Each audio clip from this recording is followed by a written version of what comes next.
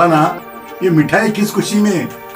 स्वामी, तुम्हारा भतीजा सैफ हाफिजा कुरान बन गया है ना, इस खुशी में।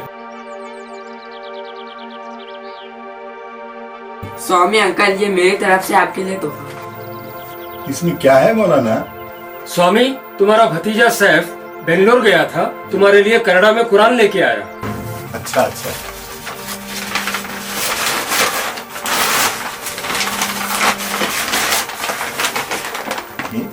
वाह। मगर मौलाना, ये तोहफा मैं एक शर्त पे कबूल करूंगा। वो क्या शर्त है स्वामी? ये नन्हे हाफिज साहब मेरे एक सवाल का सही जवाब देंगे। ठीक है स्वामी, तुम सवाल करो, ये सही जवाब देगा। आप इतनी छोटी उम्र में इतनी मोटी किताब आप ऐसे ही पढ़ लिए, क्या इसको समझ कर पढ़े आप? नहीं स्वामी अंकल, मैंने कुरान को बिना समझे ही हिफ्ज किया है। जिस किताब को तुमने ही नहीं समझा, वो मुझे क्यों तोहफे में दे रहे आप? सॉरी।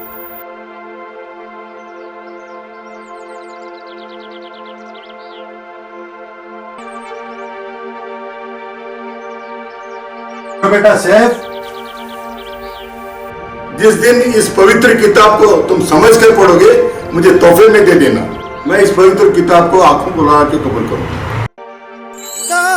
ये हक बन गए, फुरकान को समझे बगैर,